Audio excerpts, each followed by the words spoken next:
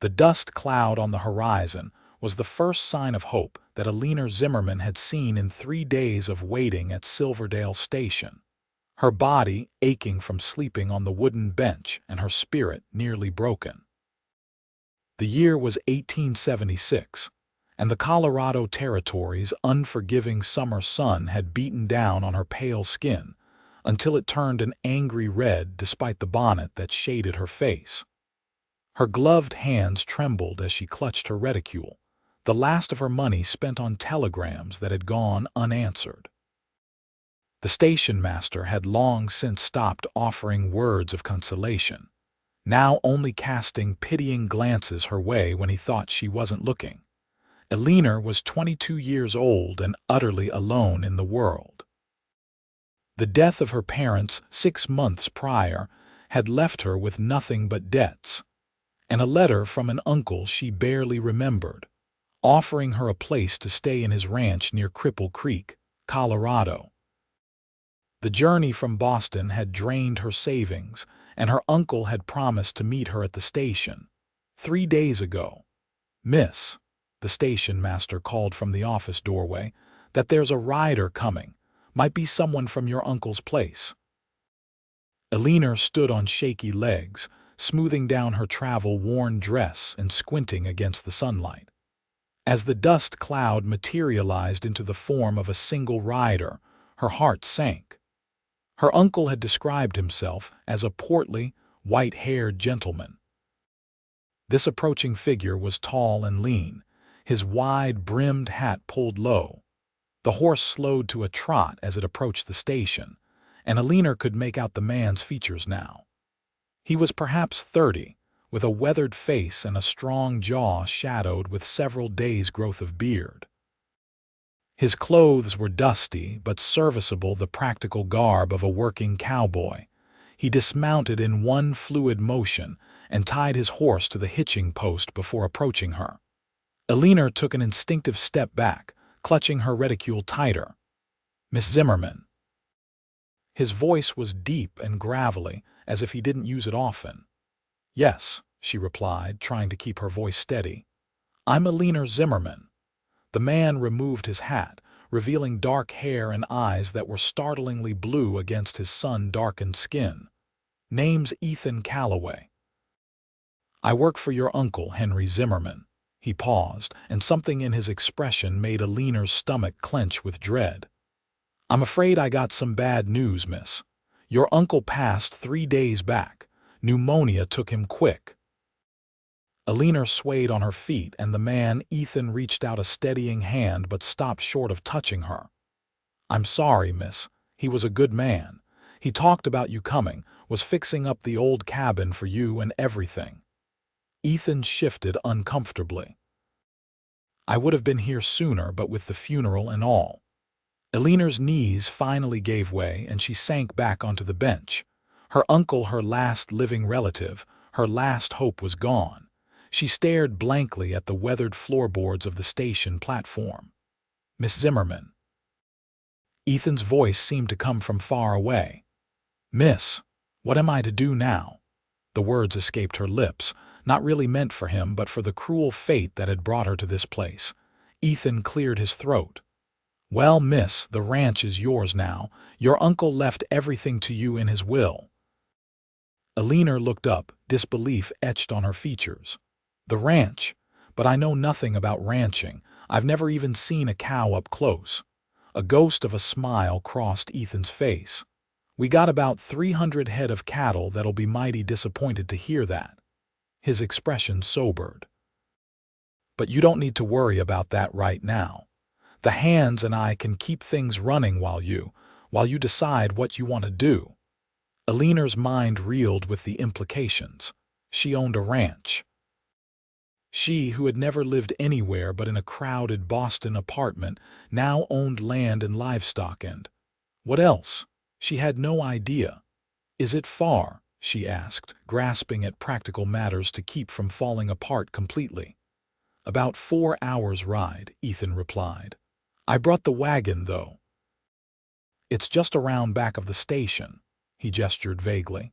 "Figured you'd have luggage." Eleanor nodded toward the solitary trunk sitting beside the bench. Everything she owned in the world was in that trunk: clothes, a few books, her mother's silver hand mirror, and the small portrait of her parents on their wedding day. Ethan looked at the single trunk, and something like sympathy crossed his features.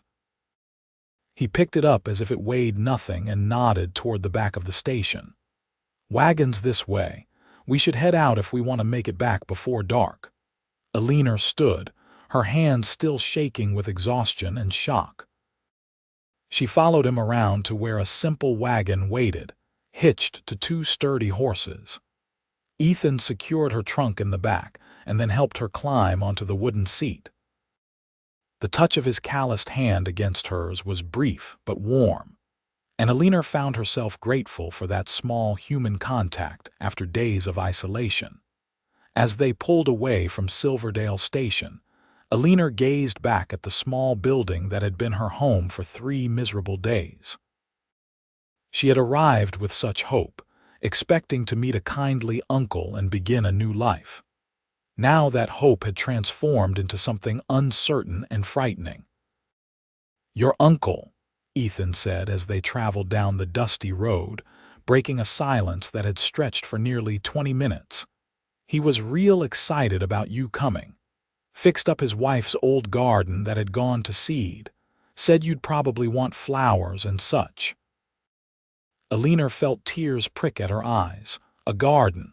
Her uncle, whom she barely remembered, had thought about what might make her happy. "That was kind of him," she managed. "He was a kind man," Ethan agreed. "Fair employer, too. That's why all the hands stayed on through the drought last year when other ranches were losing workers." "How many hands did you call them? How many work at the ranch?" Eleanor asked, trying to orient herself to this new reality. "5 of us full-time. Me, Jorge, Simon, Finn, and old Pete, who does the cooking. We hire on extras during roundup and branding." Eleanor nodded as if she understood, though the terms meant little to her. "And you're the foreman." She had read enough penny novels to know that was a position on a ranch. Ethan nodded. "Been working for your uncle for 8 years now. Started as just another hand, worked my way up." There was quiet pride in his voice. "The Lazy Z is a good spread. Your uncle built it from nothing." "The Lazy Z?" Eleanor questioned. "That's the brand for Zimmerman." Ethan glanced at her. "You really don't know anything about ranching, do you?" "I'm afraid not," Eleanor admitted. "I worked as a seamstress in Boston. Before that, I helped my mother with her millinery shop." Ethan was quiet for a moment. "Well, you don't have to learn it all at once. Like I said, we can keep things running." They fell into silence again as the wagon rolled through the Colorado landscape. The terrain gradually changed from flat prairie to rolling hills with stands of pine trees. In the distance, Eleanor could see the majestic peaks of mountains, still capped with snow despite the summer heat. "It's beautiful," she murmured, almost to herself. "It grows on you," Ethan replied, his eyes scanning the horizon with the habitual vigilance of a man accustomed to watching for signs of trouble. "Weather can turn mean quick, though. Winters are hard." Eleanor nodded, wondering what she had gotten herself into. She had no experience with harsh winters or remote living. In Boston, shops and neighbors had been just steps away. Out here, there seemed to be nothing but endless sky and land. "Is the town far from the ranch?" she asked. "Cripple Creek's about an hour's ride." "It's small but growing since they found gold in '74. Got a general store, a couple saloons, a church that doubles as a schoolhouse." Ethan adjusted his hat against the sun's glare. "Your uncle went into town every other Sunday for services. Rest of the time he stayed at the ranch." "And what about neighbors?" Eleanor asked, trying not to sound as desperate as she felt at the prospect of complete isolation. "Nearest ranch is the Double T, owned by Tom Travis, about 5 miles east of the Lazy Z." Ethan's jaw tightened slightly. They've been trying to buy your uncle out for years. Travis wants to expand, and your uncle's water rights were valuable. Eleanor absorbed this information. And now these water rights are mine. Ethan nodded. Yes, madam, and Travis will likely come calling once he hears Henry's passed. He's not one to miss an opportunity. Is he dangerous? Eleanor asked, her city sensibilities immediately conjuring images of violent confrontations. Ethan seemed to choose his words carefully. He's a businessman first, uses lawyers and money more than guns. But he's not above intimidation when it suits him. He glanced at her. Don't worry, though, the boys and I won't let him bother you. The protective assurance should have been comforting, but it only underscored how vulnerable Eleanor's position was. She was completely dependent on the loyalty of men she'd never met to a boss who was now dead. Thank you, Mr. Calloway, she said formally. Just Ethan is fine, miss, he replied. They crested a hill, and suddenly a valley opened up before them. A creek wound through it, the water glinting in the afternoon sun. Clustered near the creek was a collection of buildings, a large cabin, a barn, several smaller outbuildings and corrals. In the distance, cattle grazed on the hillsides. That's it, Ethan said. The Lazy Z. Eleanor stared at the scene, trying to process that this was now her home. It looked both peaceful and intimidating in its isolation. As they approached, she could see a few men moving around the buildings. They paused in their work as the wagon drew near, watching curiously. Eleanor straightened her spine, determined not to appear as overwhelmed as she felt. Ethan pulled the wagon to a stop near the main cabin. A large man with a gray beard emerged, wiping his hands on an apron. This here's Pete, Ethan said. Best cook in 3 counties, though don't tell him I said so or he'll get a big head. Pete tipped his hat. Miss Zimmerman, welcome to the Lazy Z. Real sorry about your uncle. He was a good man. Thank you, Eleanor said, her throat tight. The kindness in the old cook's eyes threatened to break the composure she was struggling to maintain. 2 younger men approached, removing their hats. Ethan introduced them as Finn, a freckled redhead barely older than Eleanor herself, and Jorge, a somber-faced Mexican man in his 30s. A 4th man, Simon, was apparently out checking on a section of fence that needed repair. I've put your uncle's things in the storage shed, Pete said. His room's all ready for you, been airing it out. Eleanor nodded, suddenly exhausted beyond measure. The emotional toll of her uncle's death, combined with days of anxiety and poor sleep at the station, had drained her completely. Ethan seemed to notice. Pete, maybe Miss Zimmerman would like to rest before supper. It's been a long journey. Of course, Pete said, looking chagrined. Come on, miss. I'll show you to your room. Eleanor followed the cook into the cabin, which was larger than it had appeared from a distance. The main room served as both kitchen and living area, with a massive stone fireplace dominating one wall. Simple but sturdy furniture filled the space, a long dining table with benches, several chairs arranged near the fireplace, and shelves holding books, which surprised Eleanor. Your uncle was a reading man, Pete explained, noting her glance. Ordered books all the way from Denver. He led her to a doorway off the main room. This was his bedroom, best one in the house. Other 2 rooms are smaller, used by me and Ethan during the winter months. Rest of the boys stay in the bunkhouse year-round.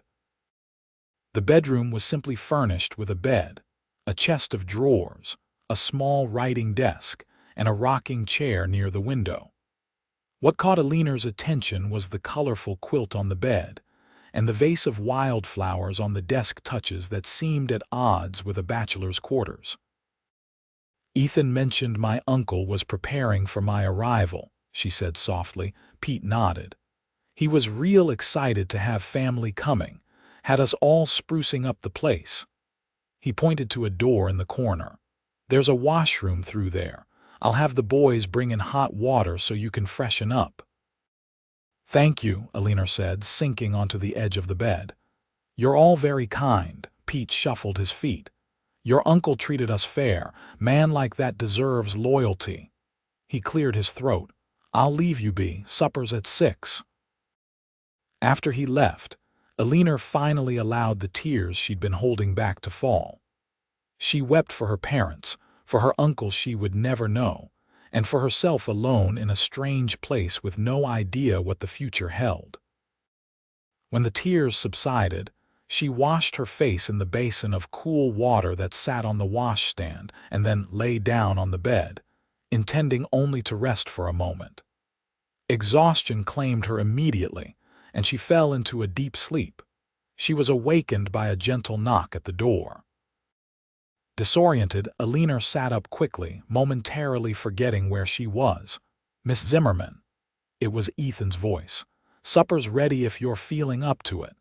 Eleanor glanced out the window and was shocked to see that the light had changed. It was early evening. She had slept for hours. "Yes, thank you." "I'll be right out," she called, hastily smoothing her hair and straightening her rumpled dress. When she emerged into the main room, she found the men already seated at the table, but they stood as she entered. It was a courtesy she hadn't expected from ranch hands, and it touched her. "Hope you're hungry, miss," Pete said, gesturing to a place set at the head of the table. "Made a special supper to welcome you." The meal was simple but abundant: roast beef, potatoes, fresh bread, and apple pie for dessert.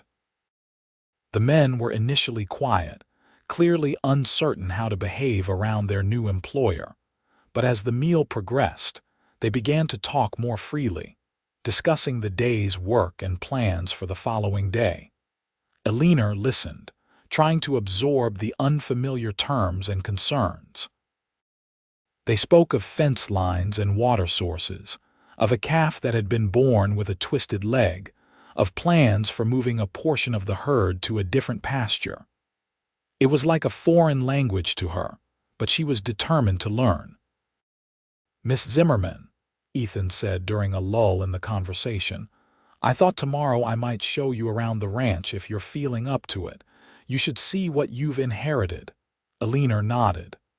"I would appreciate that, thank you." After supper, the men excused themselves to the bunkhouse, leaving Eleanor alone with Pete, who insisted on cleaning up despite her offer to help. "Been my job for 15 years, miss," he said firmly. "No need to change things now." Eleanor retreated to the front porch, where she sat on a rough-hewn bench and watched as the last light faded from the sky.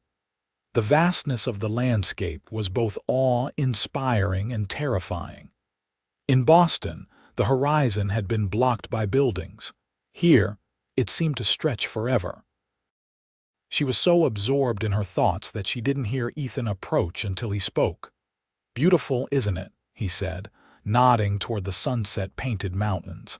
Eleanor startled slightly but then nodded. "Yes, it is. Very different from Boston." Ethan leaned against the porch railing, his profile silhouetted against the darkening sky.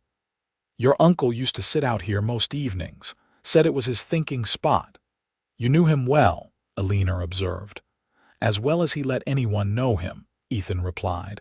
"He was a private man in some ways. Never talked much about his life back east." "We weren't close," Eleanor admitted. "He and my father had some disagreement long ago before I was born. They rarely corresponded." She paused. "I was surprised when he offered me a place to stay after my parents died." Ethan was quiet for a moment. "He had a box of letters in his desk, never mailed them, far as I know. They were addressed to your father." Eleanor's heart clenched.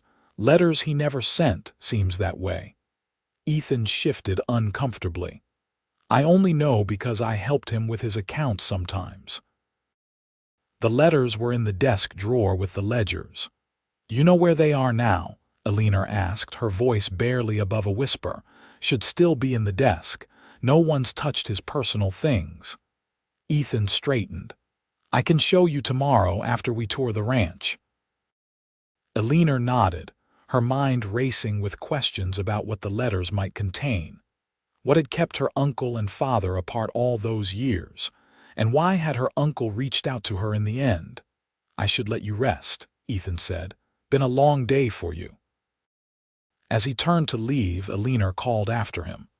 Mr. Calloway, Ethan, thank you for coming to get me. I don't know what I would have done if. He turned back, and in the fading light, his expression was unreadable. Your uncle was good to me when I needed work. Gave me a chance when others wouldn't.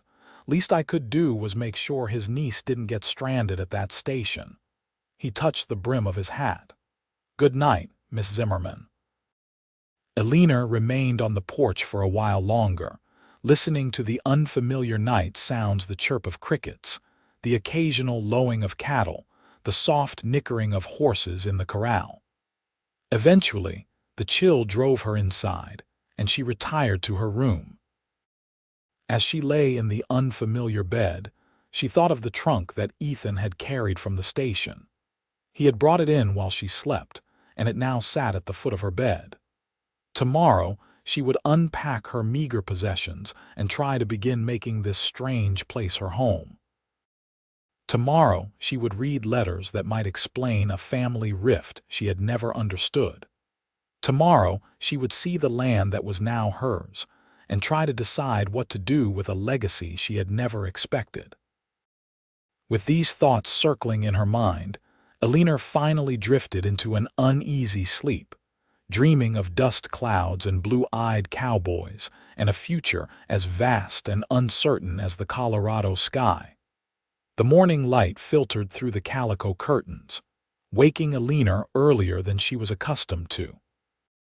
For a moment, disorientation gripped her, the unfamiliar room, the sound of roosters crowing, the smell of wood smoke and coffee. Then reality rushed back. She was at the Lazy Z Ranch. Her uncle was dead. She was the owner of a cattle ranch in Colorado Territory. She rose and dressed in one of her simpler dresses, a practical blue cotton with minimal trimming. Her Boston finery would be impractical here, she realized. After washing her face and arranging her hair in a simple knot, she took a deep breath and stepped out into the main room. Pete was already at the stove frying bacon. He turned at the sound of her footsteps. Morning, Miss Zimmerman. Sleep well. Yes, thank you, she lied politely. In truth, she had tossed and turned most of the night, her dreams troubled by vague anxieties. Coffee's hot, Pete said, gesturing to the pot on the stove. Breakfast'll be ready in a jiffy. Boys are already out doing morning chores. Eleanor poured herself a cup of coffee, stronger than she was used to, and took it to the front porch. The morning air was crisp and clear, with the promise of heat later in the day. From her vantage point, she could see the layout of the ranch more clearly than she had the previous evening. The main house sat on a slight rise, providing a view of the surrounding land. To the east was the barn and several corrals, with the bunkhouse beyond.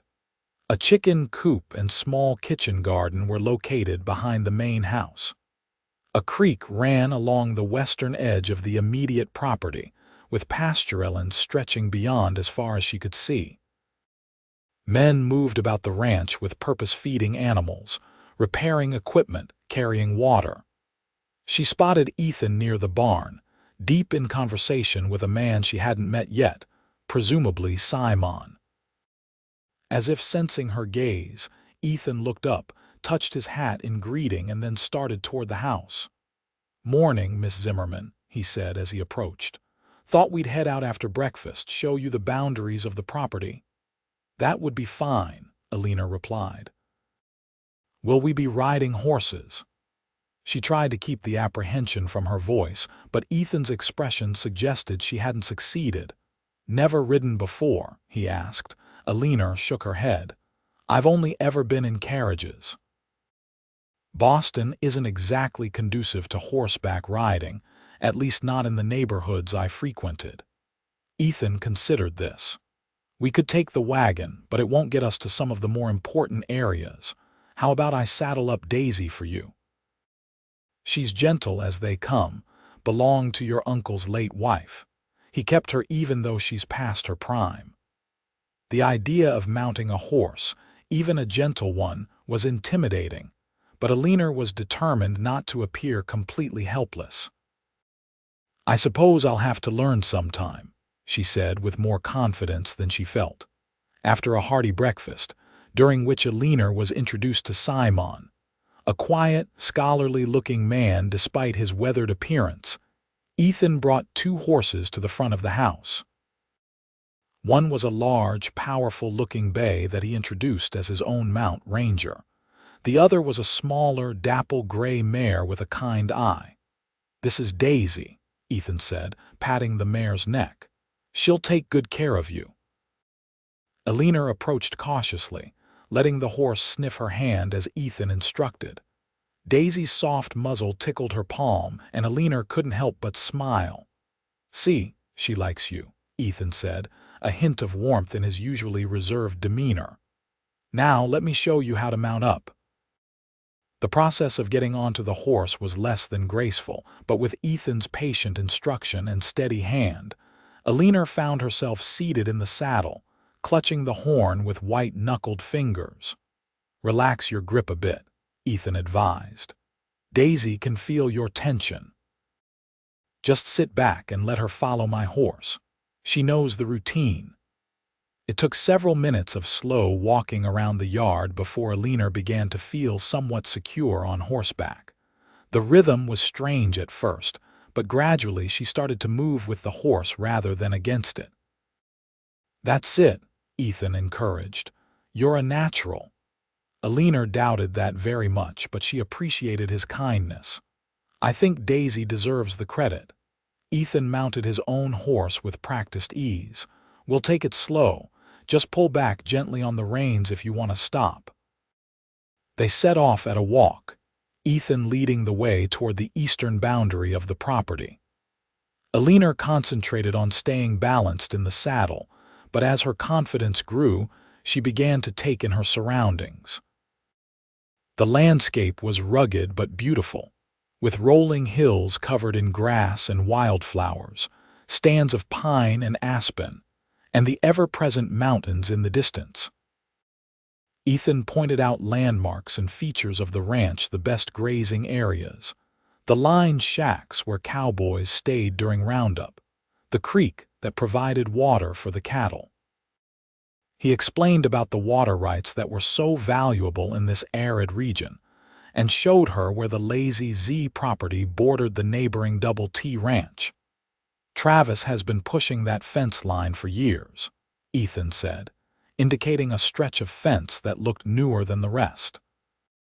"Your uncle had to have the survey redone twice to prove where the property line actually sits." "What does Mr. Travis want with more land?" Eleanor asked. "His ranch looks enormous already." She could see buildings in the distance, beyond the fence line. "Travis believes in expansion," Ethan replied, his tone neutral but his expression suggesting there was more to the story. "He's bought out 3 smaller ranches in the last 5 years, wants to be the biggest cattle operation in the territory." They rode on, Ethan pointing out various features of the land and explaining the seasonal cycle of ranching. Eleanor tried to absorb it all, but it was overwhelming. How could she possibly learn enough to make decisions about this operation? The responsibility was daunting. As if reading her thoughts, Ethan said, "It's a lot to take in at once. Don't worry about understanding everything right away. The ranch has been running smoothly for years, and we can keep it that way while you decide what you want to do." "What I want to do?" Eleanor echoed. Ethan glanced at her. "Whether you want to stay and run the place, sell it, or hire a manager and go back east." The options laid out so plainly made Eleanor realize she hadn't thought that far ahead. In the chaos of the past few days, she had been focused solely on surviving. Now she needed to consider her future. "I don't have anywhere to go back to," she admitted. The apartment in Boston is gone, and I used the last of my money to get here, but I know nothing about ranching. You can learn, Ethan said simply. Your uncle didn't know much when he started either. He was a shopkeeper back east, from what he told me. This surprised Eleanor. A shopkeeper? I thought he'd always been a rancher. No, madam. He came out here after the war between the states, said he needed a fresh start. Learned ranching by working for others first, then started the Lazy Z about 15 years ago. This new information about her uncle painted a different picture than Eleanor had imagined. He hadn't been a lifelong frontiersman, but a man who had reinvented himself. Perhaps she could do the same. They continued riding, crossing a stream where Ethan pointed out a beaver dam, then climbing a gentle slope to a ridge that offered a panoramic view of the ranch. They dismounted, and Ethan helped Eleanor down from her horse. Her legs felt wobbly after the ride, and she was grateful for his steadying hand. Your uncle used to ride up here at least once a week, Ethan said, gazing out over the land. Called it his cathedral. Eleanor could understand why. The view was breathtaking. The ranch buildings looked small from this height, the cattle like toys scattered across the green pastures. Beyond the immediate property, the land stretched toward the mountains, with forests and meadows and the silver ribbon of a river winding through the valley. It's beautiful, she said softly. I've never seen anything like it. It gets in your blood, Ethan agreed. The open space, the freedom of it. They stood in companionable silence for a few minutes, the only sounds the whisper of the breeze through the grass and the occasional stamp and snort of the horses. We should head back, Ethan finally said. Pete'll have lunch waiting, and I promise to show you those letters. The ride back to the ranch was easier, Eleanor having gained some confidence in her riding abilities. Still, she was sore and tired by the time they returned, her unused muscles protesting the unaccustomed activity. After a simple lunch of cold chicken and biscuits, Ethan led Eleanor to a small room off the main living area that served as an office. A roll-top desk dominated the space, with a bookshelf and filing cabinet against one wall. Your uncle kept all his personal papers here, Ethan said, pulling a key from his pocket. He gave me this for emergencies, to access the ranch ledgers if needed. Never had to use it while he was alive. He unlocked the desk, and the roll top slid up smoothly to reveal a neatly organized workspace. Account books were stacked to one side, correspondence in another. In the center drawer, Ethan found what he was looking for, a bundle of letters tied with string. Here they are, he said, handing the packet to Eleanor. Never read them myself, but your uncle mentioned once that he'd written to your father over the years, even if he never sent the letters. Eleanor took the bundle with trembling hands. There were perhaps 24 envelopes, all addressed to her father, Robert Zimmerman, at his Boston address. The earliest date she could see was from 1856, the most recent just 3 months ago. I'll leave you to it, Ethan said quietly. Take as long as you need. After he left, Eleanor sat at the desk, staring at the letters for several minutes before carefully untying the string. She arranged them in chronological order, then opened the earliest one, dated May 14, 1856. Dear Robert, it began in a strong, flowing script. I write this letter knowing I will likely never send it. The words between us cannot be unsaid, and perhaps it is better that way. But I find myself thinking of you often as spring comes to Boston, remembering how we used to fish in the Charles when we were boys.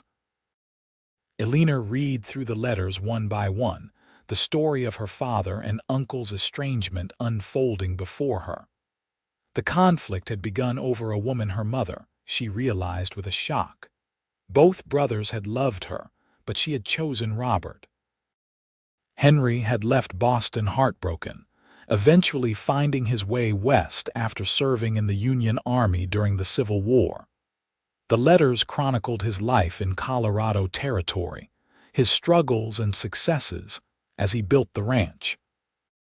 They were filled with observations about the land, humorous anecdotes about ranch life, and always, underneath it all, a profound longing for reconciliation with his only brother.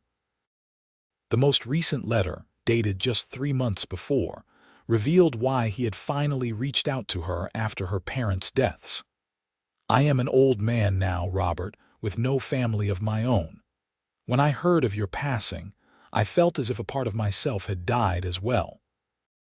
We wasted too many years on pride and stubbornness. I will not make the same mistake with your daughter. I have written to Eleanor offering her a place here. Whether she accepts or not, I want her to know she has family who cares for her. Life is too short for grudges.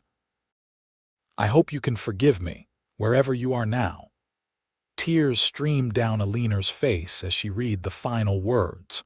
Her uncle had wanted to make amends, to offer her the family connection that had been denied for so long. And now he was gone before she could even meet him. A soft knock at the door interrupted her thoughts. "Miss Zimmerman," it was Ethan. "Pete's asking if you'll be wanting supper." Eleanor wiped her eyes quickly. "Yes, thank you, I'll be right out."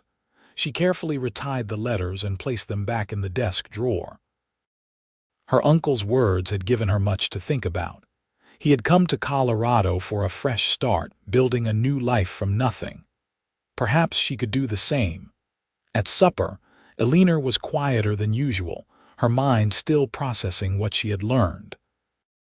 The men seemed to sense her mood and kept the conversation light, discussing ranch matters without requiring much input from her. Afterward, she found herself once again on the front porch, watching the sunset paint the sky in shades of orange and purple. Ethan joined her, offering a cup of coffee. "Thank you," she said, accepting it gratefully. The evening air had grown cool and the warmth of the cup was welcome against her hands. "Find what you were looking for in those letters?" Ethan asked after a moment of silence. Eleanor nodded. "I learned why my father and uncle were estranged, and why he reached out to me in the end. Mind if I ask what happened between them?" Eleanor hesitated, then decided there was no harm in sharing the story. "They both loved the same woman, my mother. When she chose my father, my uncle left Boston. Pride kept them apart all those years." She sighed. "Such a waste of time." Ethan nodded thoughtfully. "Your uncle said something similar once, said the worst mistakes in life are the ones that can't be fixed because time runs out." "I wish I could have met him," Eleanor said softly. "He would have liked you," Ethan replied with certainty. He was looking forward to having family again. The simple statement touched Eleanor deeply. She had been so alone after her parents' deaths, struggling to keep their creditors at bay, working long hours at the seamstress shop for meager pay.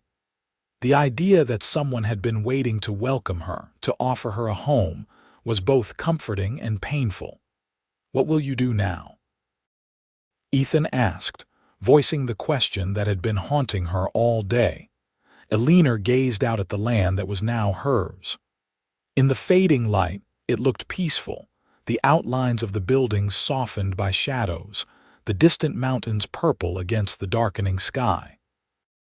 "I think," she said slowly, "I'd like to stay, at least for a while, learn about the ranch. It's what my uncle wanted, I believe." Ethan nodded, a hint of approval in his expression. "It won't be easy. Ranching is hard work, and being a woman alone out here comes with its own challenges. But you'll have help. The boys and we're loyal to the Lazy Z." "Thank you," Eleanor said, meaning it. "I know I have a great deal to learn." "We'll start tomorrow," Ethan said. "If you're serious about staying, you should know how the ranch operates, what makes it profitable, what needs attention." Eleanor smiled, the first genuine smile since she had arrived at Silverdale Station. "I am serious. This is my home now. I want to make it work." The decision, once made, felt right. She had come west expecting to find shelter with her uncle. Instead, she had found a legacy and perhaps a purpose. It wouldn't be easy, but nothing worthwhile ever was. Her uncle had built this place from nothing. She would do her best to honor his memory by preserving it. As the first stars appeared in the deepening blue of the sky, Eleanor felt a sense of peace settle over her. For the first time since her parents' deaths, she had a clear path forward. Whatever challenges lay ahead, she would face them one day at a time, and she wouldn't be facing them alone. The following weeks passed in a blur of new experiences for Eleanor. True to his word, Ethan began teaching her about the ranch operations, starting with the basics of the cattle business, the breeding cycle, the importance of water rights, the seasonal round of activities from calving to roundup to the fall cattle drive to the railhead.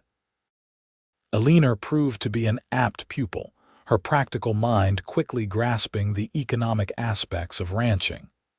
The physical aspects were more challenging.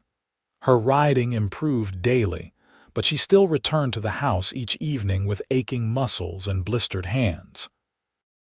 Pete took to preparing hot baths for her, muttering about city folk, but with a kindness that belied his gruff exterior. The ranch hands gradually became more at ease with her presence, especially as they realized she was genuinely interested in learning and had no intentions of selling the lazy Z. Finn, the youngest, was particularly helpful, patiently explaining the intricate process of roping cattle. Jorge taught her about the horses, their temperaments and care. Simon, who had a surprising background as a schoolteacher before coming west, helped her understand the legal aspects of land ownership and water rights in the territory. And then there was Ethan. He was always there, a steady presence guiding her through the complexities of her new life. His initial reserve had softened somewhat, though he remained a man of few words. Eleanor found herself watching him when he wasn't looking, admiring his quiet competence, the easy way he sat a horse, the respect he commanded from the other men. She told herself it was natural to be drawn to him. He was, after all, her primary teacher and the person she spent the most time with. But there were moments when their hands would touch as he showed her how to mend a bridle, or when their eyes would meet across the supper table, and Eleanor would feel a flutter in her chest that had nothing to do with ranch management. "You're picking this up faster than most men I've known," Ethan commented one evening as they sat on the porch, going over the ranch ledgers. The summer was waning, the evenings growing cooler, but Eleanor had come to treasure this time at day's end, the peaceful transition from work to rest, with Ethan's solid presence beside her. "I've always been good with numbers," Eleanor replied, pleased by the compliment. "My father taught me bookkeeping for the millinery shop when I was quite young," Ethan nodded. "It shows. These records are in better shape now than when your uncle kept them, and he was no slouch." Eleanor smiled, running her finger down a column of figures. "The ranch is doing well, isn't it?" "Better than I initially thought. It's profitable," Ethan agreed. "Not the biggest spread in the territory, but well managed. Your uncle believed in quality over quantity, better breeding stock, careful land management. It's paid off." "I've been thinking," Eleanor said hesitantly. "If we reinvested some of the profits from the fall cattle drive, we could expand the breeding program. Those Hereford bulls you mentioned might be worth the investment." Ethan looked at her with newfound respect. "That's exactly what your uncle was considering before he took ill. The Herefords cross well with our stock, produce hardier calves that bring better prices." Eleanor felt a surge of satisfaction.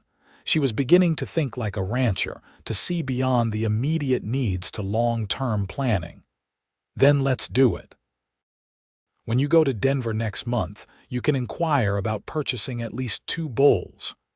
Yes, madam, Ethan said, a hint of a smile playing at the corners of his mouth. Eleanor, she corrected gently. Please, after all this time, I think you can call me Eleanor. Ethan's eyes met hers, and something shifted in their blue depths. Eleanor, he said, her name sounding different in his deep voice. I think that can be arranged. The moment stretched between them, charged with something Eleanor wasn't quite ready to name. Finally, Ethan cleared his throat and returned his attention to the ledger, but Eleanor noticed a slight flush on his tanned cheeks that had nothing to do with the evening chill. The next day brought an unwelcome visitor to the Lazy Z. Eleanor was in the kitchen garden, harvesting late summer vegetables with Pete, when she heard the sound of approaching horses. Looking up, she saw a group of riders coming up the main road to the ranch house. That's Tom Travis, Pete said, straightening with a grunt, and his men. Been expecting him to show up ever since word got out about your uncle. Eleanor brushed dirt from her hands and smoothed back a strand of hair that had escaped her practical braid. She was dressed in a plain work dress, hardly the attire in which she would have chosen to meet a neighboring rancher, but there was no time to change. "Where's Ethan?" she asked, scanning the ranch yard. "Out at the north pasture with the boys, checking that fence line that came down in the storm," Pete replied. "Won't be back till supper time." Eleanor felt a flutter of anxiety. She had heard enough about Tom Travis to be wary of him, and she would have preferred to have Ethan present for this meeting. But she was the owner of the Lazy Z now, and she couldn't hide behind her foreman. "I'll meet with him," she said, straightening her spine.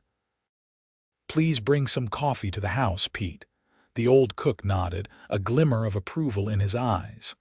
"Yes, Miss Eleanor, I'll be right along." Eleanor walked to the front of the house, arriving just as the riders pulled up. The man in the lead was imposing, tall and broad-shouldered, with silver hair and a neatly trimmed beard. He was expensively dressed for a rancher, his hat and boots of fine quality, his jacket cut in the latest Eastern style. "Miss Zimmerman, I presume," he said, dismounting with an agility that belied his age, which Eleanor guessed to be around 60. "Tom Travis, owner of the Double T, allow me to express my condolences on the loss of your uncle." "Thank you, Mr. Travis," Eleanor replied, keeping her voice level despite her unease. "It's a pleasure to meet you, though I wish it were under better circumstances." Travis nodded, his pale gray eyes assessing her. "Indeed." Henry was a good neighbor, despite our occasional differences of opinion. He gestured to the men who remained mounted behind him. "My son, William, and two of my hands." William Travis tipped his hat, a younger version of his father with the same calculating gaze but lacking the older man's polish. The two hands remained impassive, watching the exchange without expression.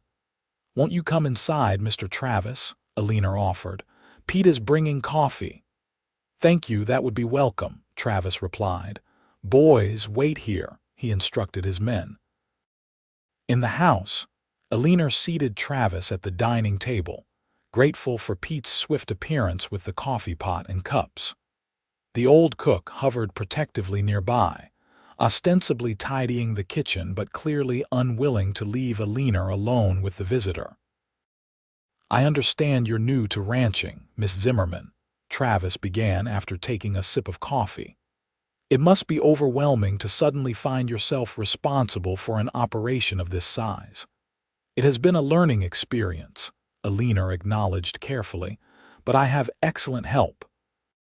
The Lazy Z runs smoothly thanks to the men my uncle employed." Travis nodded. "Calloway is competent enough, I'll grant you that. But running a ranch requires more than a good foreman. It requires capital, experience, and connections in the industry." Eleanor waited, sensing the direction of the conversation. "I'll be direct, Miss Zimmerman," Travis continued. "I'd like to make you an offer for the Lazy Z, a generous one, well above market value. It would allow you to return east in comfort, perhaps establish a business more suited to a lady of your refinement. There it was, the offer Ethan had predicted would come.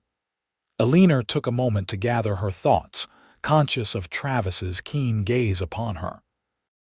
"That's very kind of you, Mr. Travis," she finally said. "But I'm not interested in selling.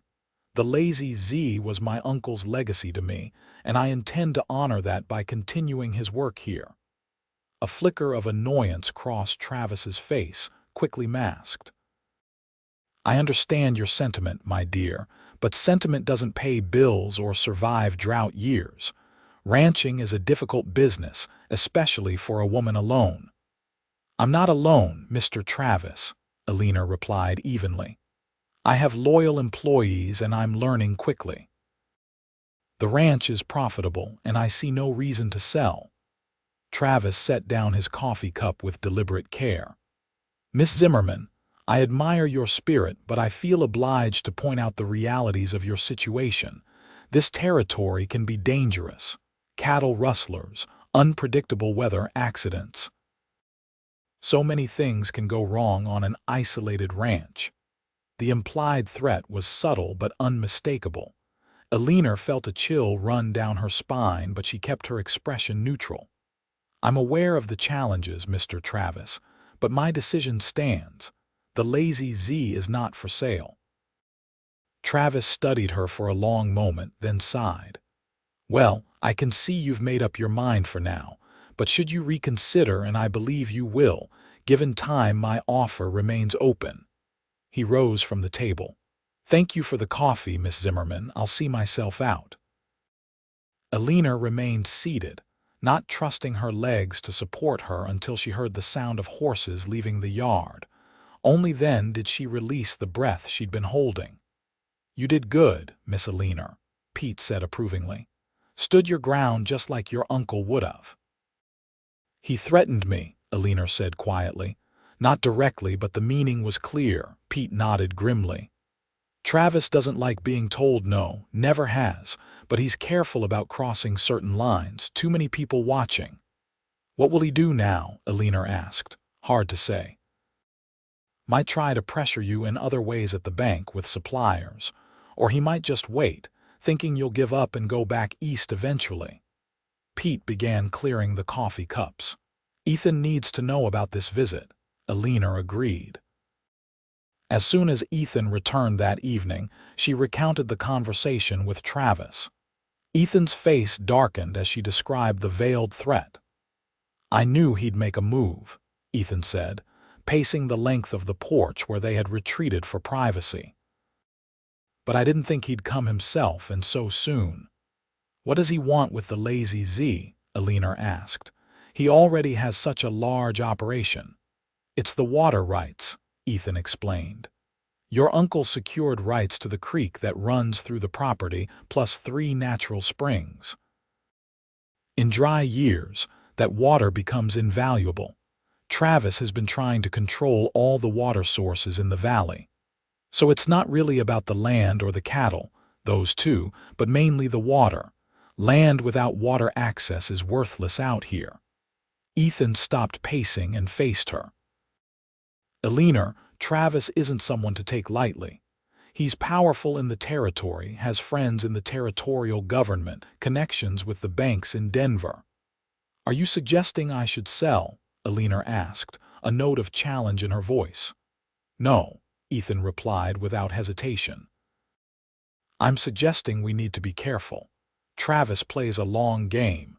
He won't do anything openly illegal, but he's not above applying pressure where he can." "Then we'll be vigilant," Eleanor said firmly. "I meant what I told him. I'm not selling the Lazy Z. This is my home now." Ethan's expression softened, and he reached out to touch her hand briefly. "Then we'll make sure it stays that way." The touch was fleeting but sent warmth coursing through Eleanor's arm. She found herself wishing he hadn't pulled away so quickly. "We should double the night watches for a while," Ethan said, all business again. Not that I think Travis would try anything so crude as rustling, but better safe than sorry. And when I go to Denver next month, I'll make sure our banking arrangements are secure."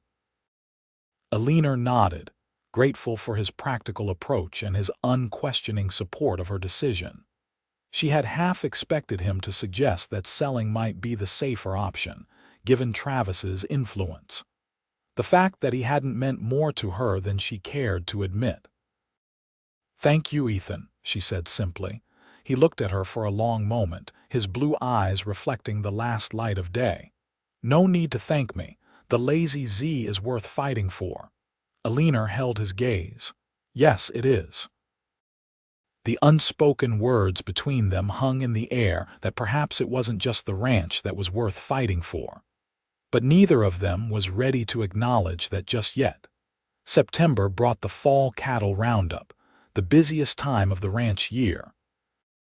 Extra hands were hired on, and the pace of work intensified. Eleanor threw herself into the activity, determined to learn every aspect of the operation. She couldn't participate in the actual roundup. Her riding skills, while improved, weren't up to the demands of cutting cattle from the herd, but she managed the logistics from the ranch house, organizing supplies, keeping track of the count, and ensuring meals were ready when the exhausted men returned each evening.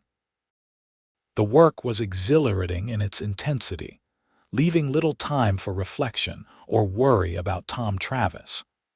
There had been no further contact from the neighboring rancher, though Ethan reported seeing Travis men riding along their shared boundary more frequently than usual.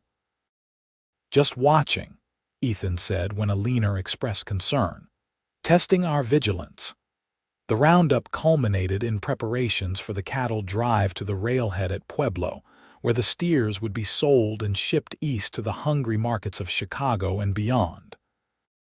This was the culmination of the year's work, the payoff for months of labor. "I want to go," Eleanor announced at supper the night before the drive was set to begin. The men around the table looked up in surprise. It was Ethan who spoke first. "To the railhead. It's a hard 4-day ride, Eleanor." "Rough conditions." "I understand that," she replied. "But this is the most important part of our operation. I need to see it to understand the process from beginning to end. How can I make decisions about the ranch if I don't know how every aspect works?" Ethan exchanged glances with the other men. It was Simon who surprisingly spoke up in her favor. "She's got a point, Ethan. Mrs. Travis goes on their drive every year." "Mrs. Travis has been ranching for 30 years and rides better than most men," Ethan countered. "I'm not asking to work the herd," Eleanor clarified. "I know my limitations, but I could ride in the chuck wagon with Pete, help with the cooking, observe the operations, learn." Pete harumphed. "Could use the help, truth be told. Getting too old to be bouncing around in that wagon alone." Ethan looked at Eleanor thoughtfully. She met his gaze steadily, knowing this was an important moment. If she was to be taken seriously as the owner of the Lazy Z, she needed to be involved in all aspects of its operation, not just the bookkeeping. "All right," he finally said. "But you'll ride in the wagon with Pete, stay in camp during the day, and do exactly as I say if there's any trouble." "Agreed, agreed," Eleanor said, unable to suppress a smile of triumph.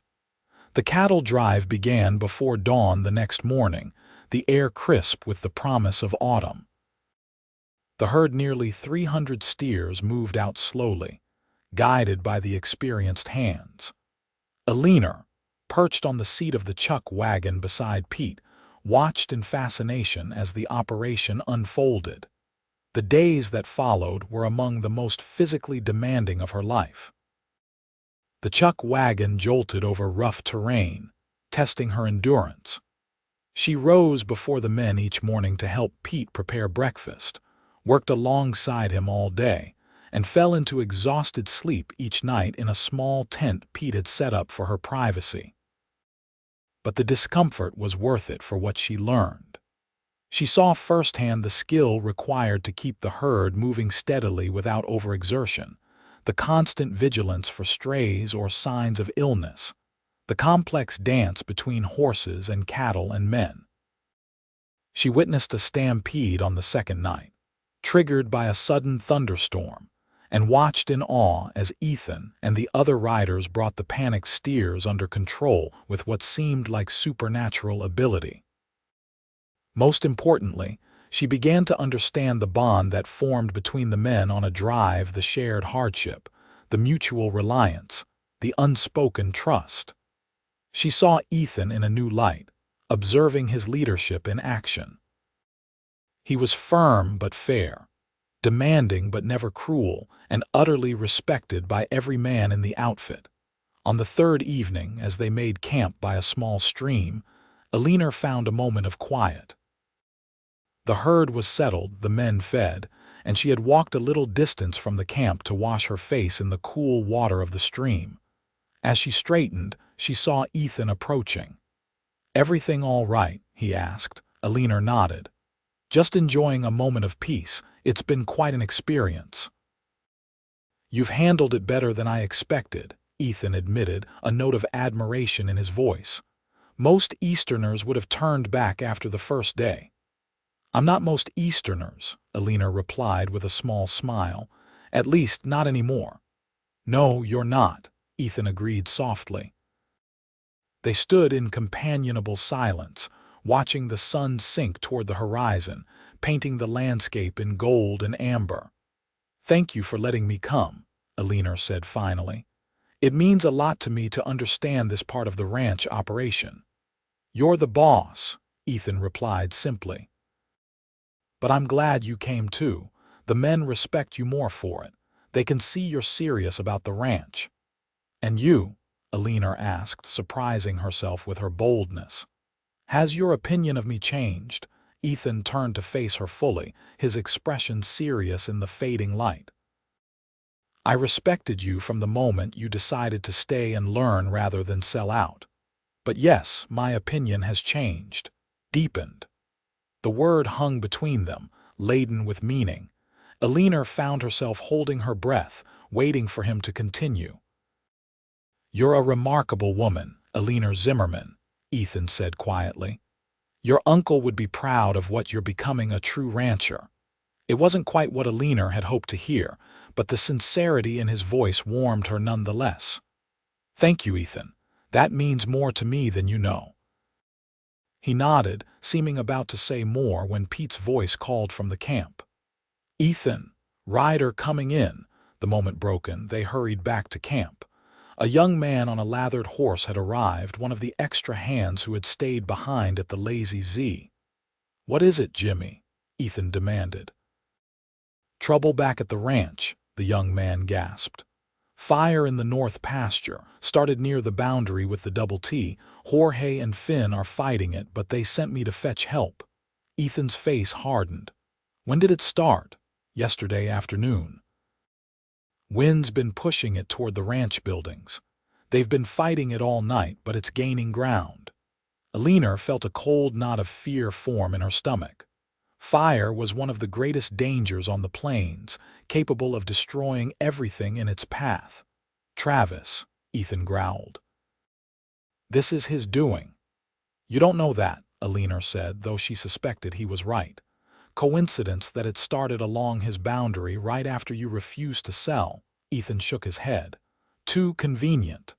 He turned to the gathered men, issuing rapid orders. Half would stay with the herd, continuing to the railhead under Simon's leadership. The other half, including Ethan, would return immediately to help fight the fire. "What about me?" Eleanor asked. "You'll stay with the herd," Ethan replied firmly. "Safer that way." "No," Eleanor said with equal firmness. "It's my ranch, Ethan. I won't sit here safely while it burns. I'm coming with you." They locked eyes in a silent battle of wills. Finally, Ethan nodded curtly. "All right, but you'll do exactly as I say, no arguments." Agreed. Within 20 minutes, they were mounted and ready to depart. Eleanor rode Daisy, who had come along on the drive as her personal mount. The mare was tired from the journey but reliable, and Eleanor had grown confident enough in her riding to manage the return trip. They rode hard, stopping only when necessary to rest the horses. Eleanor's muscles screamed in protest, but she didn't complain. The thought of the lazy Z in flames drove her forward. By mid-morning the following day, they could see the smoke, a dark smudge against the blue sky that grew more ominous as they approached. By early afternoon, they crested a hill that gave them a view of the ranch, and Eleanor's heart sank at what she saw. The fire had been contained, but at a cost. A large swath of the north pasture was blackened, the grass gone, a few trees still smoldering. Men moved about with shovels and wet blankets, dousing hot spots. The ranch buildings appeared intact, but it had clearly been a close call. As they rode into the yard, Jorge approached, his face blackened with soot, his eyes red from smoke. "Got it under control now," he reported to Ethan. "But it was close. Wind shifted this morning or we'd have lost the barn for sure." "How did it start?" Ethan demanded as he dismounted. Jorge's expression hardened. "Found evidence of deliberate setting, coal oil on some brush along the boundary line." Eleanor felt sick. There was no question now this had been a calculated attack, a demonstration of what could happen if she continued to resist selling. "Any witnesses?" Ethan asked. Jorge shook his head. "None that will talk. 2 of Travis's men were seen riding along the boundary yesterday morning, but that proves nothing." Eleanor dismounted stiffly, her legs nearly buckling after the hard ride. Ethan was at her side instantly, a steadying hand on her elbow. "You all right?" he asked, concern evident in his voice. "Yes," she assured him, though in truth she felt overwhelmed by the destruction she was witnessing and the knowledge that it had been deliberately caused. "How bad is the damage?" "Lost about 100 acres of good grazing land," Jorge reported. "It'll come back next spring, but it's unusable for now. Had to move the horses to the south pasture." "Any livestock lost?" Ethan asked. 2 calves that got separated from their mothers. "Found them this morning, burnt too bad to save. Had to put them down." Eleanor closed her eyes briefly, feeling the loss of the young animals and the land. When she opened them again, her resolve had hardened. "Mr. Travis needs to be held accountable," she said firmly. This was arson, a criminal act. Ethan's expression was grim. "Yes, it was, but proving it is another matter. Travis is too smart to leave a clear trail back to himself." "Then what do we do?" Eleanor demanded. "Just accept this, wait for the next attack." "No," Ethan replied, his voice hard. "We don't just accept it, but we need to be smart about how we respond. Travis is powerful, but he's not invincible." Eleanor nodded, trusting his judgment even as anger burned within her. "What do you suggest?" "First, we document everything. The pattern of fire, the coal oil evidence, the sightings of Travis men. Simon was a legal clerk before he came west. He knows how to prepare a proper affidavit. We'll get statements from everyone who fought the fire. And then we take it to the territorial marshal in Pueblo when we go for the cattle sale. Even if there's not enough evidence for an arrest, an official investigation will put Travis on notice that he's being watched." It wasn't the immediate justice Eleanor craved, but she recognized the wisdom in Ethan's approach. A frontal assault on someone as powerful as Travis would likely fail. They needed to be strategic. "All right," she agreed. "But I want to visit Mr. Travis myself, let him know directly that I'm aware of what he's done and that I won't be intimidated." Ethan frowned. "That's not a good idea, Eleanor. Travis is dangerous when crossed." "I won't go alone," she assured him. "You'll come with me." "But I need to look him in the eye, Ethan. I need him to see that his tactics won't work." Ethan studied her for a long moment, then nodded reluctantly. "All right. But not today. You need rest after that ride, and we need to help get the rest of these hot spots under control. Tomorrow is soon enough. Eleanor wanted to argue but knew he was right. She was exhausted and there was work to be done. Tomorrow, then. The remainder of the day was spent helping with the cleanup efforts. Despite her fatigue, Eleanor worked alongside the men, delivering water to those still fighting smoldering patches, helping Pete prepare food for the hungry firefighters. By nightfall, the immediate danger had passed, though the smell of smoke hung heavy in the air. That night, Eleanor slept the deep, dreamless sleep of utter exhaustion. She awoke the next morning stiff and sore but determined. After breakfast, she changed into her best remaining dress, a navy blue cotton with minimal adornment, and pinned her hair neatly. "You look like you're preparing for battle," Ethan commented when she emerged from her room. "In a way, I am," Eleanor replied. She felt calmer than she had expected, her initial rage having settled into a cold, focused determination. "Are you ready?" Ethan nodded. He had also cleaned up, wearing a fresh shirt and his least worn pair of denims. His gun belt was buckled at his waist, a detail that didn't escape Eleanor's notice. "Just a precaution," he said, following her gaze. "Don't expect trouble, but better to be prepared." The ride to the Double T took about an hour. As they approached, Eleanor was struck by the size of the operation. Where the Lazy Z was modest and practical, the Double T was grand, a large, two-story main house built of timber and stone, extensive outbuildings, and multiple corrals filled with horses. It spoke of wealth and power, accumulated over years of aggressive expansion. Their arrival was noted immediately. A ranch hand approached, eyeing them warily. "Help you folks. We're here to see Mr. Travis," Eleanor said firmly. "I'm Eleanor Zimmerman of the Lazy Z. This is my foreman, Ethan Calloway." The hand nodded, unsurprised. "Wait here. I'll see if the boss is receiving visitors." He disappeared into the main house, returning moments later. "Mr. Travis says to come on in. You can tie your horses at the hitching post." They dismounted, and Ethan tied their horses securely. As they approached the house, he murmured to Eleanor, "Let me do the talking if things get heated." "I'll be civil," Eleanor promised, "but I won't be intimidated."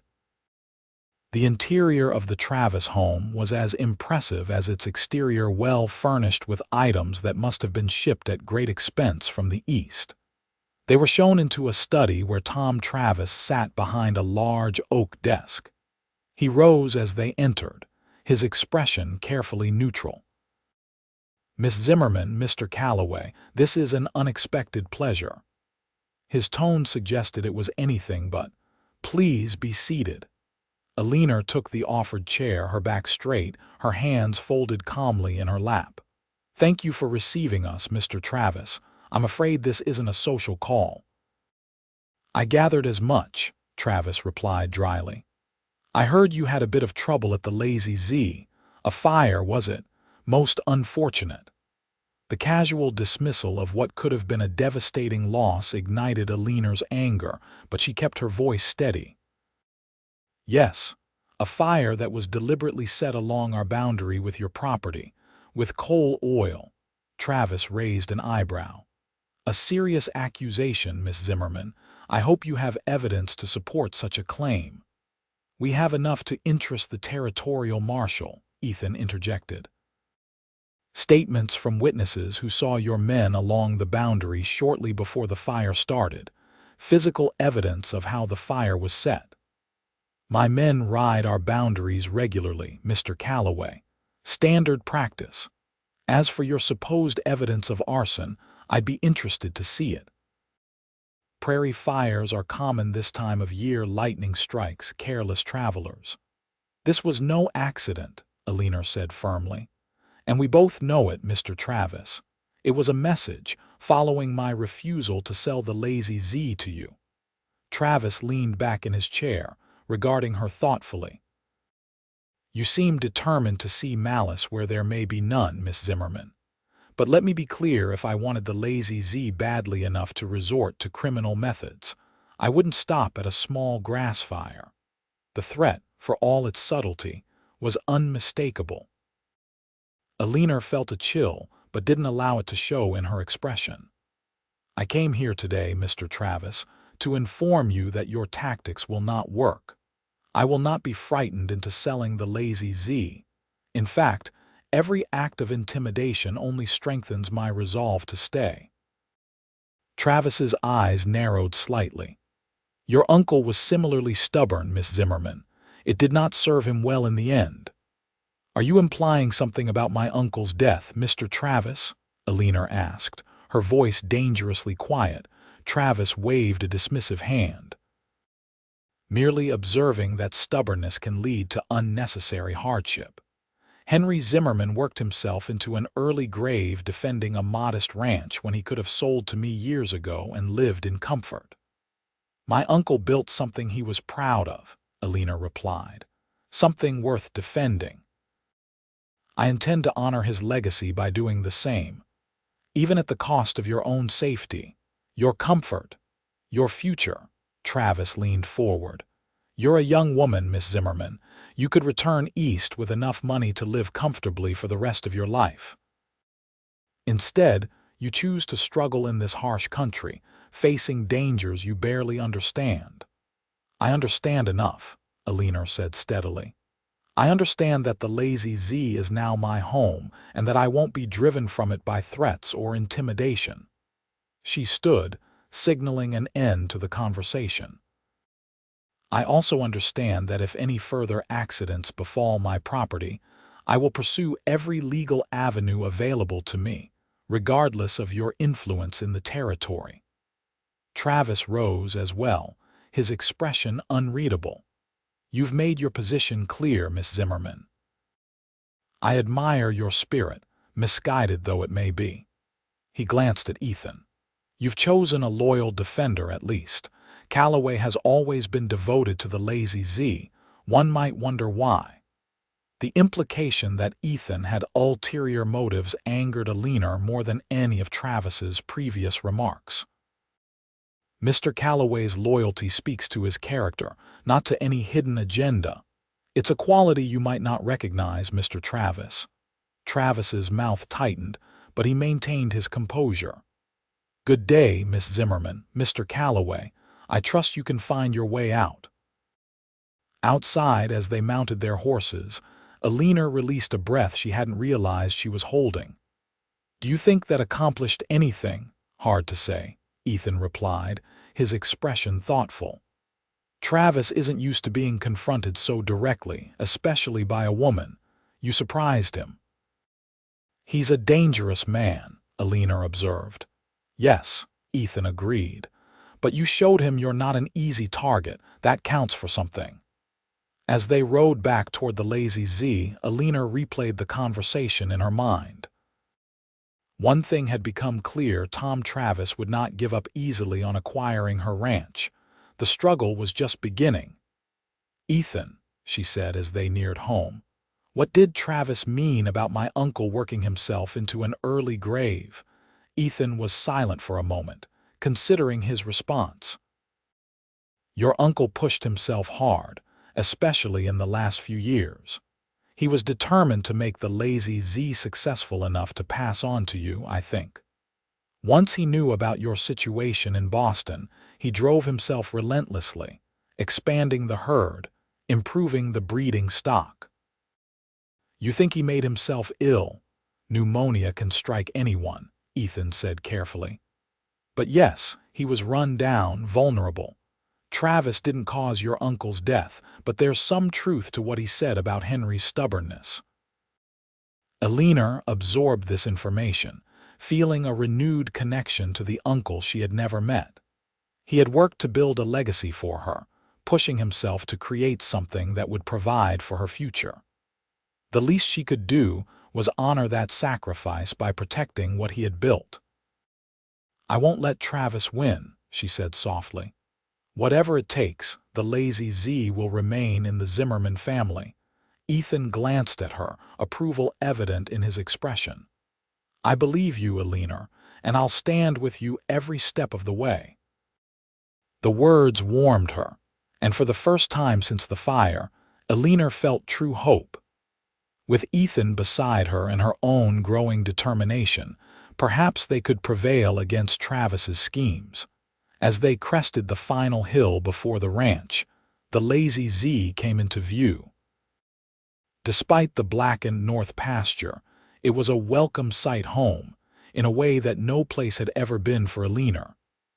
She was surprised by how fiercely protective she felt of this land, these buildings, the animals that depended on her, the men who worked for her. In just a few short weeks, the Lazy Z had become not just a property she owned but a part of her identity. She would fight for it, with every means at her disposal. Tom Travis had underestimated her resolve, mistaking her femininity and Eastern background for weakness. It was a mistake he would come to regret. The next morning brought word from the cattle drive.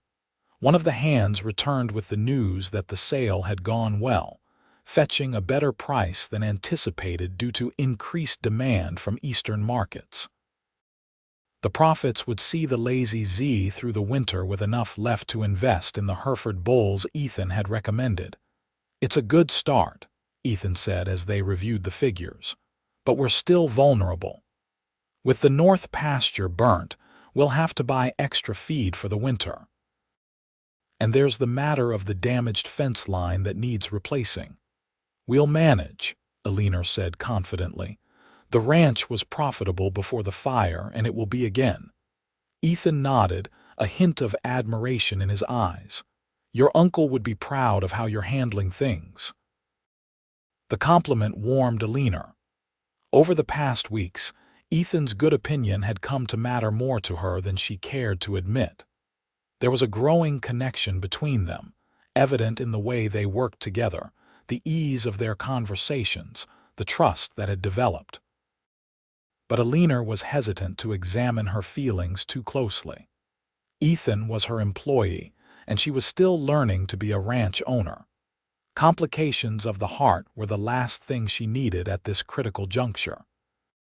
The autumn days passed quickly, filled with work as they prepared the ranch for winter.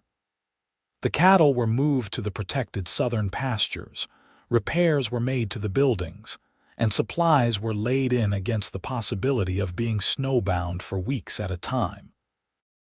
Eleanor continued to learn, her confidence growing with each new skill mastered. She could now ride competently, handle basic ranch tasks, and understand the complex economics of cattle ranching. The men treated her with increasing respect, coming to her with questions and concerns rather than automatically deferring to Ethan. For his part, Ethan seemed to take pride in her progress, his initial protectiveness evolving into a partnership of equals. They spent hours together, planning for the ranch's future, discussing improvements, solving problems as they arose.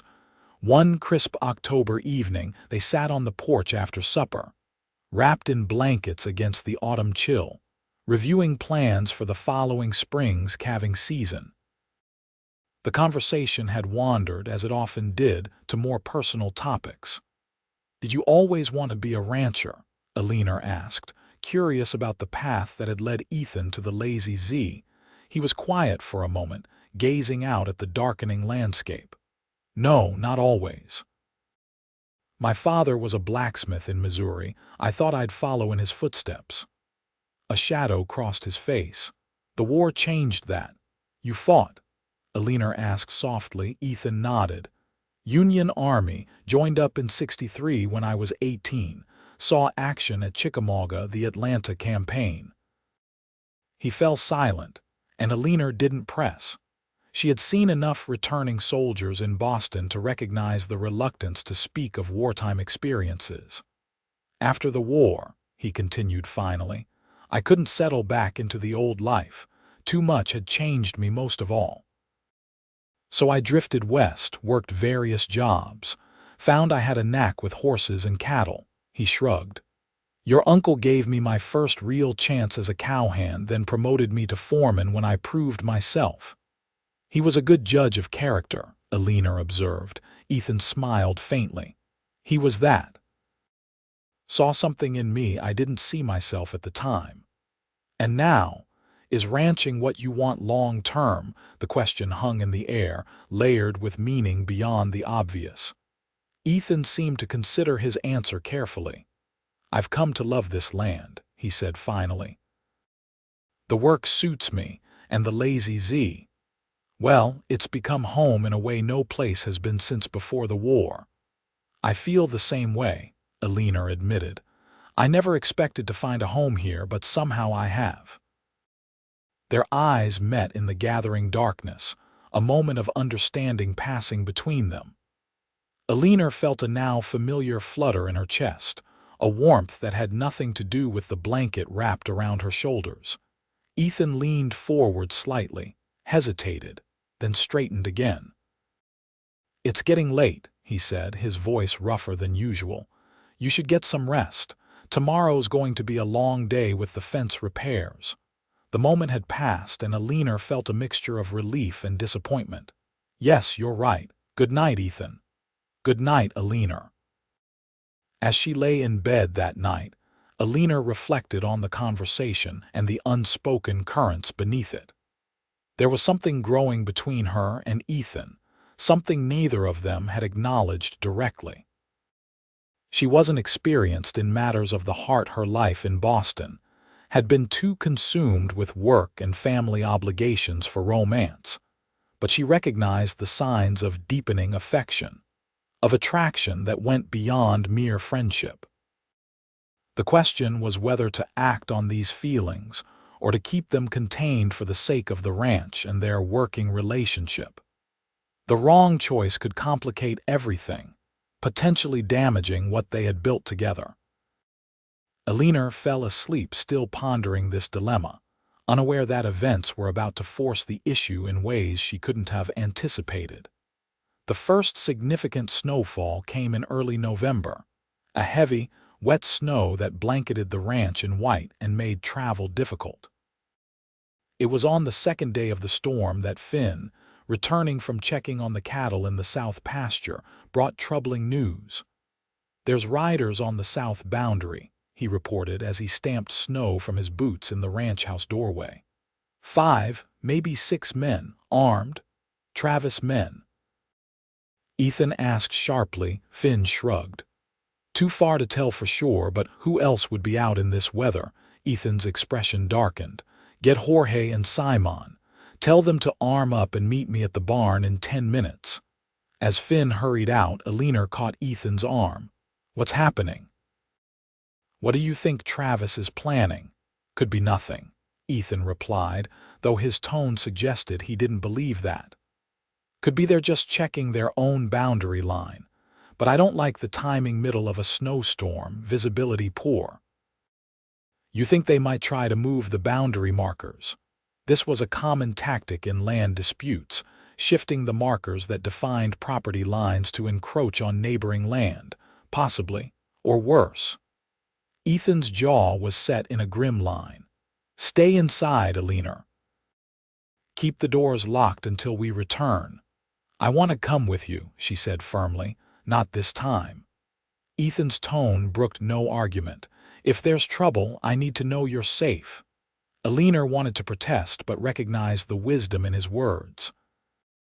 She wasn't skilled enough with a horse to ride safely in the storm, and her presence could be a distraction if confrontation occurred. Be careful, she said instead, her hand still on his arm. Don't take unnecessary risks.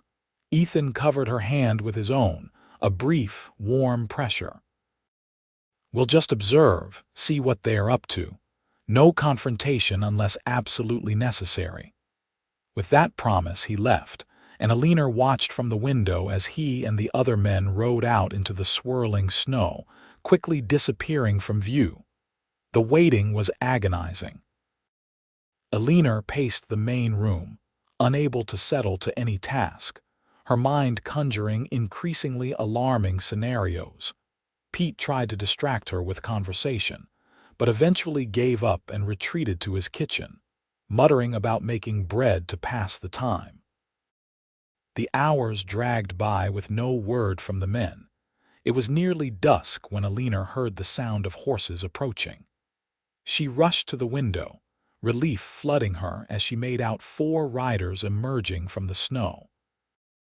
Relief turned to alarm, however, when she realized that one of the riders was slumped forward in the saddle, being supported by another. She flung open the door as they reached the yard. "What happened? Who's hurt?" "It's Ethan," Jorge called, his voice tight with concern. "He took a bullet." Eleanor's heart seemed to stop momentarily. She ran forward as the men dismounted, helping to support Ethan as they half carried him toward the house. His face was ashen, his breath coming in short gasps, blood staining the left side of his coat. "Get him to his room," she directed, forcing herself to remain calm despite the terror gripping her. "Pete, we need hot water, bandages, and the medical kit." The old cook was already moving, having heard the commotion. "On it, Miss Eleanor." They laid Ethan on his bed, and Eleanor immediately began removing his coat and shirt to assess the wound. The bullet had struck him in the left shoulder, the entry wound clean but bleeding heavily. "What happened?" she demanded as she pressed a folded cloth against the wound to slow the bleeding. "Travis men were moving the south boundary markers," Simon reported grimly. "We caught them red-handed. They opened fire without warning. Ethan took the bullet protecting Finn." Eleanor's hands trembled slightly, but she forced herself to focus on the task at hand. "Is the bullet still in there?" "Think so," Jorge replied. "Didn't see an exit wound." "Then we'll need to remove it," Eleanor said, her voice steadier than she felt. "My father was a physician's assistant during the war. He taught me some basic procedures." It wasn't entirely true her father had shared stories and theoretical knowledge, but she had never actually performed surgery. Still, someone had to act, and there was no doctor within miles. Pete arrived with hot water, clean cloths, and the ranch's medical kit, a leather case containing basic surgical instruments, antiseptic, and other medical necessities. Eleanor washed her hands thoroughly, then began cleaning the wound area. Ethan regained consciousness during this process, his eyes focusing on her face. "Eleanor," he murmured. "Don't try to talk," she instructed, keeping her voice calm despite the fear clutching at her heart. "The bullet's still in your shoulder. I need to remove it." He managed a faint nod. "Trust you," he whispered. Those 2 simple words nearly undid her composure. She swallowed hard, blinking back tears that threatened to blur her vision. "This is going to hurt," she warned. "Jorge, Simon, hold him steady." The next 20 minutes were the most harrowing of Eleanor's life. Working with tweezers and a small surgical knife from the medical kit, she probed the wound, seeking the bullet embedded in Ethan's shoulder muscle. He remained conscious throughout, his jaw clenched against the pain, only an occasional groan escaping his lips.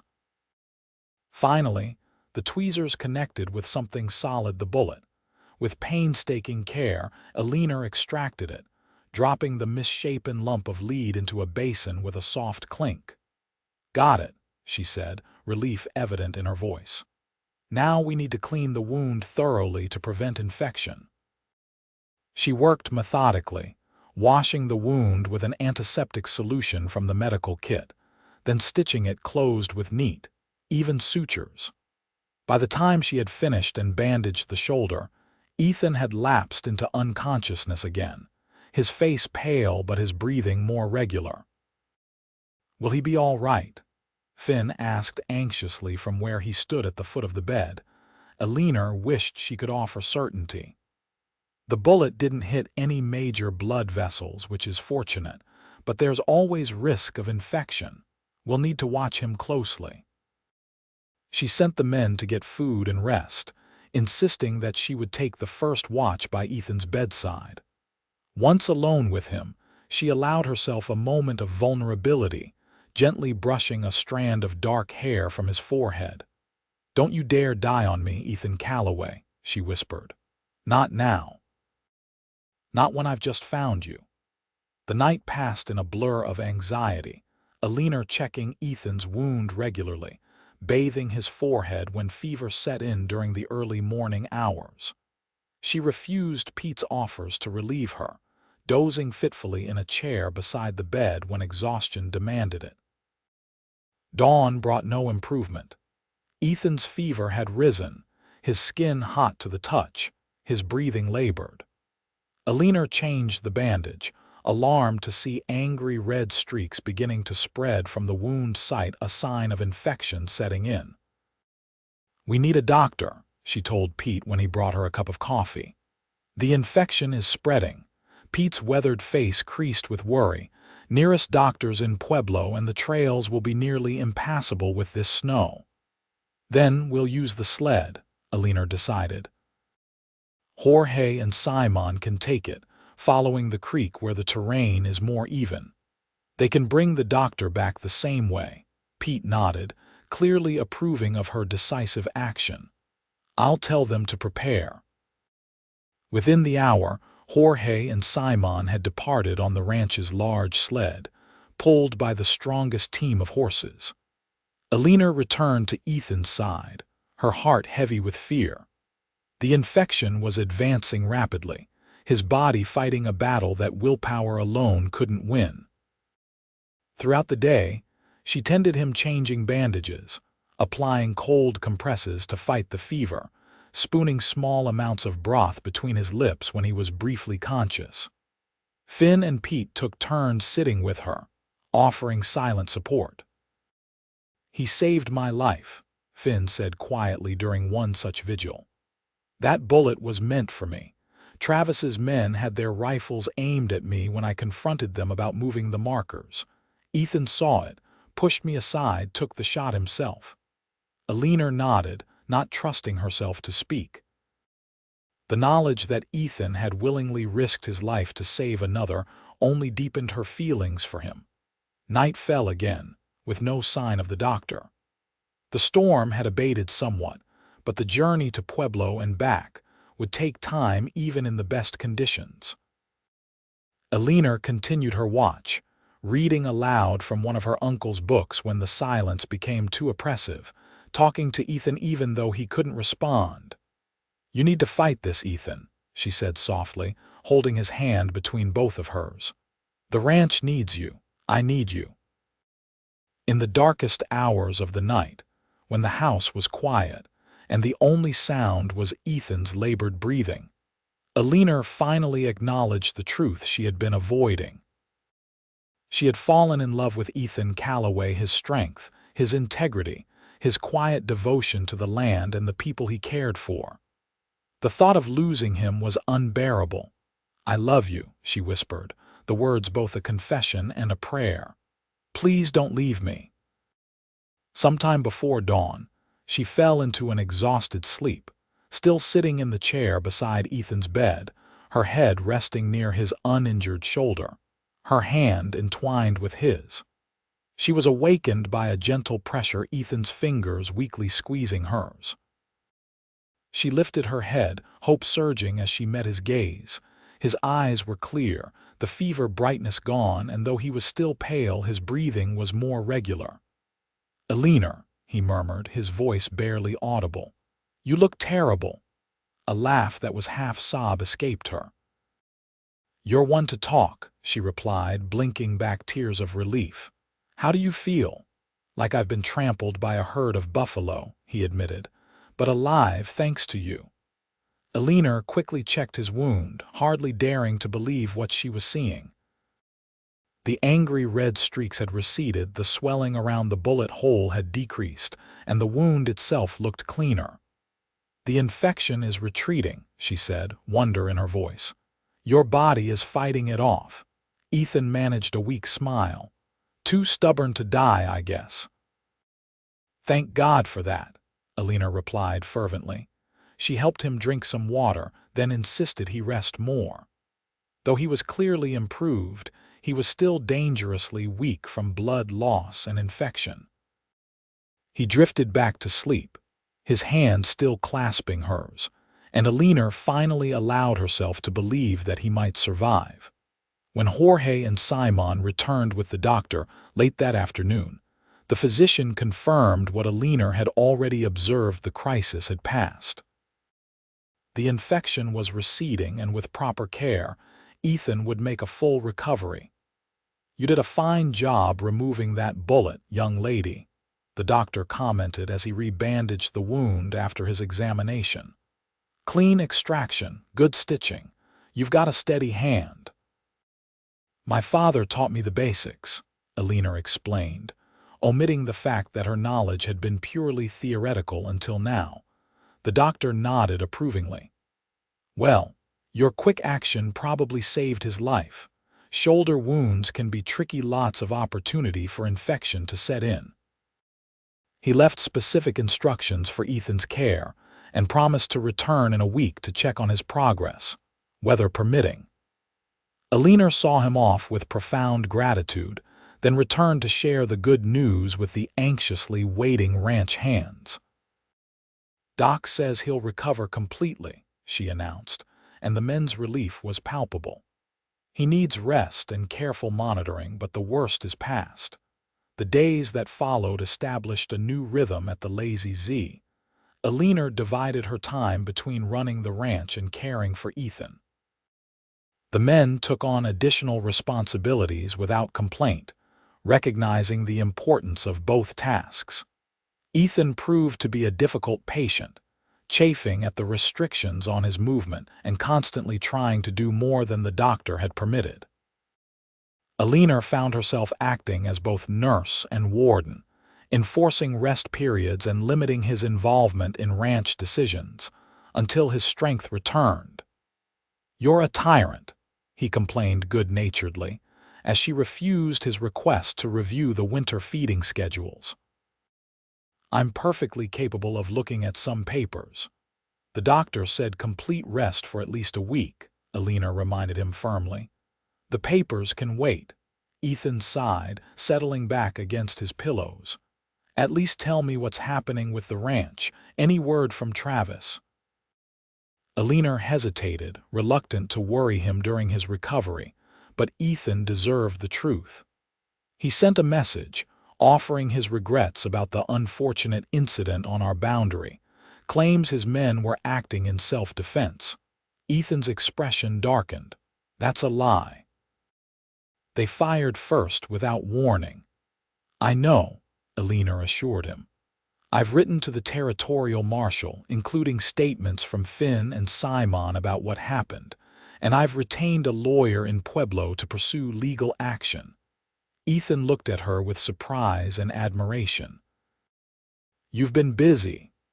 "Travis needs to understand that his actions have consequences," Eleanor said firmly.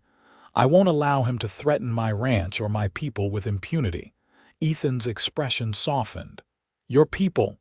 Eleanor felt a blush rise to her cheeks. "Yes, my people. Everyone at the Lazy ZU, Pete the hands. You're all important to me." There was a weighted silence filled with unspoken words. Finally, Ethan said quietly, "I heard you, when I was feverish. Not everything, but enough." Eleanor's heart seemed to stop. "What did you hear?" she asked, though she knew the answer. "That you need me," Ethan replied, his eyes holding hers. "That you care for me."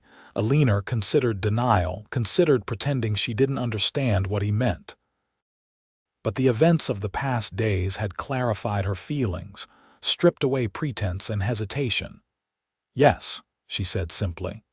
"I do care for you, Ethan. More than I should, perhaps, given our working relationship."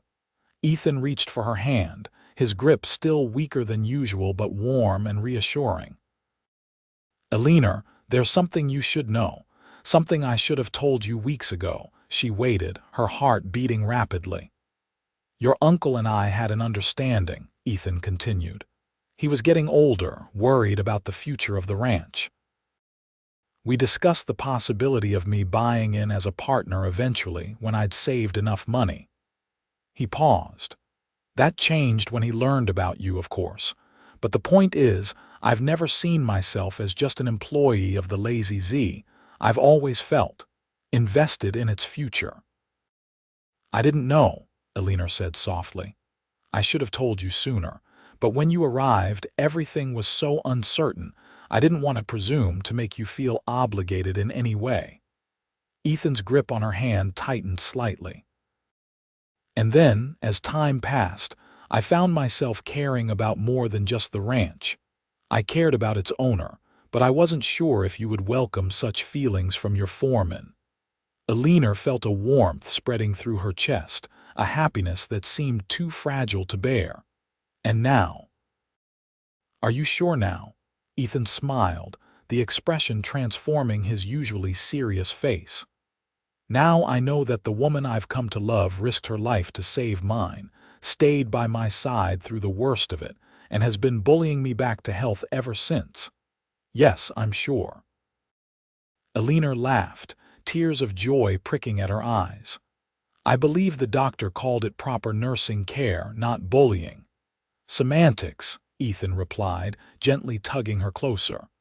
The important question is whether my feelings are returned. In answer, Eleanor leaned down and pressed her lips to his, a soft, sweet kiss that conveyed what words could not. When she pulled back, Ethan's expression was one of wonder and joy. I'll take that as a yes, he murmured. It's a definite yes, Eleanor confirmed. Though we'll have much to figure out about how this changes things at the ranch. We'll figure it out together, Ethan promised, just as soon as you allow me out of this bed. Eleanor smiled, happiness bubbling up inside her like a spring. One step at a time, Mr. Calloway. First, you need to heal completely. Yes, madam, he replied with mock solemnity. Whatever the boss says. The winter passed in a blur of quiet joy for Eleanor. Despite the challenges of running the ranch through the harsh Colorado winter, her heart was light with the knowledge of Ethan's love and the future they were planning together. Ethan's recovery progressed steadily, and by Christmas, he was able to resume most of his duties, though Eleanor insisted he avoid the heaviest work until spring. Their relationship blossomed in the close quarters of the winter-bound ranch. Their evenings spent planning improvements to the Lazy Z, discussing books from her uncle's library, or simply enjoying each other's company before the fireplace. The men of the ranch accepted the changed relationship between their boss and foreman with good-natured approval. Pete was particularly pleased, muttering about finally seeing sense and preparing special meals to celebrate their unofficial engagement. In February, when the worst of the winter had passed, Ethan rode to Pueblo and returned with a small diamond ring, formally proposing to Eleanor before the assembled ranch hands. Her joyful acceptance was met with cheers and congratulations, the Lazy Z feeling truly like a family for the first time. They were married in early April as the first wildflowers began to bloom on the ranch. The ceremony was held on the porch of the main house, with Pete, the ranch hands, and a few neighbors as witnesses. Eleanor wore a simple cream-colored dress ordered from Denver, with wildflowers in her hair instead of a veil. "You are the most beautiful bride I've ever seen," Ethan whispered as they exchanged vows, and Eleanor knew he meant every word. The threat from Tom Travis had not disappeared entirely. The legal proceedings initiated by Eleanor had resulted in a formal investigation, but Travis's influence had prevented any criminal charges. However, the public scrutiny had forced him to moderate his tactics, and the boundary dispute had been settled in the Lazy Z's favor by the territorial court. Travis himself had made no further direct moves against them, though Eleanor and Ethan remained vigilant. "He's biding his time," Ethan observed, "waiting for a better opportunity or for us to let down our guard." "Then we won't give him either," Eleanor replied with determination. "The Lazy Z will only grow stronger, and grow stronger it did. Under their joint leadership, the ranch prospered. The introduction of Hereford bulls improved their breeding stock as Ethan had predicted. The burned north pasture recovered with the spring rains, producing better grass than before due to the natural fertilization effect of the fire. By the summer of 1877, Eleanor could look out over the ranch with pride, knowing that she and Ethan were building on her uncle's legacy, creating something that would endure. The journey that had begun with her standing alone at Silverdale Station, hands shaking with uncertainty, had led to a life richer and more fulfilling than she could have imagined. On a warm evening in late August, Eleanor sat on the porch with Ethan, watching the sunset paint the mountains in gold and purple. His arm was around her shoulders, her head resting against him in companionable silence. "I have news," she said finally, turning to look at him with a mixture of joy and nervousness. "Pete suspected when I couldn't stomach his breakfast biscuits 3 days in a row, and he insisted I see the doctor when he was in Cripple Creek yesterday." Ethan's eyes widened as he grasped her meaning.